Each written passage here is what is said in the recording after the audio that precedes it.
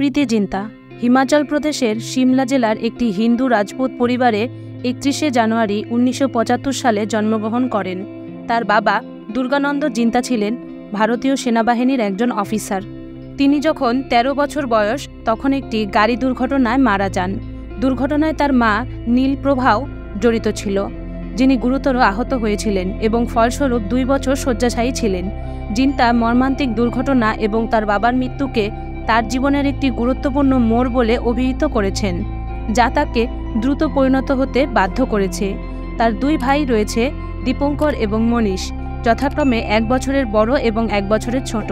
দীপঙ্কর ভারতীয় সেনাবাহিনীতে একজন কমিশনড অফিসার আর মনীষ ক্যালিফোর্নিয়াতে থাকেন। জিন্তা, যিনি নিজেকে শৈশবে একজন টমবয় হিসেবে বর্ণনা করেন, তিনি তার বাবার সামরিক পটভূমিতে জোর দিয়েছেন যে কিভাবে পারিবারিক জীবন পরিচালনা করা হবে সে সম্পর্কে তাকে একটি দীর্ঘস্থায়ী ধারণা দিয়েছে। তিনি শিশুদের শৃঙ্খলা ও সময়ানুবর্তিতার গুরুত্বের ওপর জোর দেন। তিনি সিমলার convent of Jesus and Mary boarding স্কুলে পড়াশোনা করেন। যদিও তিনি বোর্ডিং স্কুলে একাকিত্বের কথা স্বীকার করেছেন, তিনি উল্লেখ করেছেন যে সেখানে তার বন্ধুদের নিখুঁত সেট খুঁজে পাওয়ার মাধ্যমে এটি ক্ষতিপূরণ পেয়েছে। একজন ছাত্রী হিসেবে তিনি সাহিত্যের প্রতি, বিশেষ করে উইলিয়াম শেক্সপিয়ার এবং কবিতার প্রতি ভালোবাসা গড়ে তুলেছিলেন। তার মতে তিনি স্কুলের কাজ উপভোগ করতেন এবং ভালো নম্বর পেয়েছিলেন। তার অবসর সময়ে তিনি খেলাধুলা, বিশেষ করে বাস্কেটবল খেলতেন। সিমলার কনভেন্ট অফ জিসাস অ্যান্ড ম্যারিতে তার স্কুলে পড়ার পর জিন্টা হিমাচল প্রদেশ বিশ্ববিদ্যালয়ের একটি শাখা সিমলার সেন্ট বেডে কলেজে ভর্তি হন। তিনি একটি ইংরেজি অনার্স ডিগ্রি নিয়ে স্নাতক হন এবং তারপর মনোবিজ্ঞানে স্নাতক প্রোগ্রাম শুরু করেন। তিনি ক্রিমিনাল সাইকোলজিতে স্নাতকোত্তর ডিগ্রি অর্জন করেন, কিন্তু পরে মডেলিং শুরু করেন। জিন্তার প্রথম টেলিভিশন বিজ্ঞাপনটি ছিল পার্ক চকলেটের জন্য, যা 1996 সালে বন্ধুর জন্মদিনের পার্টিতে পরিচালকের সাথে সুযোগের সাক্ষাতের ফলাফল।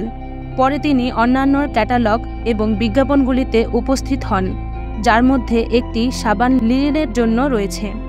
1997 সালে জিন্তা শেখর কাপুরের সাথে দেখা করেন যখন তিনি মুম্বাইয়ে একটি অডিশনে বন্ধুর সাথে গিয়েছিলেন এবং তাকে জিজ্ঞাসা করা হয়েছিল যে তিনি অডিশন দেবেন কিনা।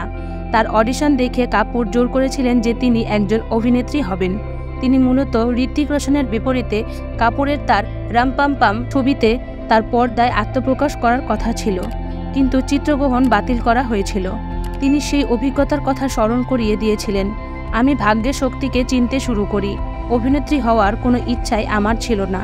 পরবর্তীতে কাপুর তাকে পরিচালক মণিরত্নমের দিল সে জন্য সুপারিশ করেন, যেটি নয়াদিল্লির একটি সন্ত্রাসী গোষ্ঠীকে নিয়ে একটি রোম্যান্টিক থ্রিলার।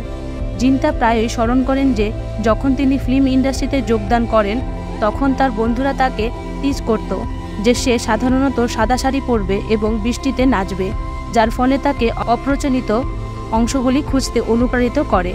জিন্তা কুন্দন শাহের ক্যা কাহেনা শুটিং শুরু করেছিলেন।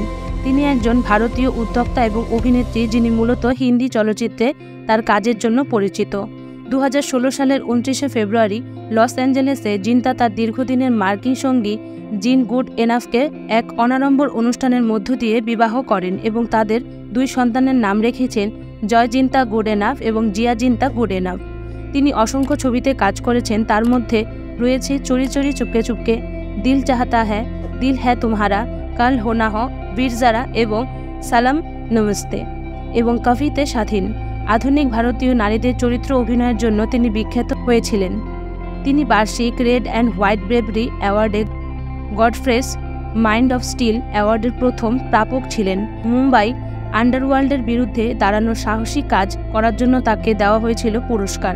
সেই পুরস্কার গ্রহণের পর তিনি বলেছিলেন, সাহসী হওয়া মানে নির্ভীক হওয়া নয়। যখন আপনি ভয় পান এবং আপনি তা কাটিয়ে উঠবেন তখনই আপনাকে সাহসী বলা যেতে পারে। আমি মানুষ, এমন নয় যে আমি কিছুতেই ভয় পাই না, কিন্তু ভয় কাটিয়ে ওঠা একটি ধারাবাহিক প্রক্রিয়া এবং আমি এখন পর্যন্ত সফল হয়েছি। এই ছিল অভিনেত্রী প্রীতি জিন্তার এ পর্যন্ত কিছু তথ্য। ভিডিওটি ভালো লাগলে অবশ্যই লাইক ও শেয়ার করুন এবং আমাদের চ্যানেলে নতুন হলে চ্যানেলটি সাবস্ক্রাইব করুন।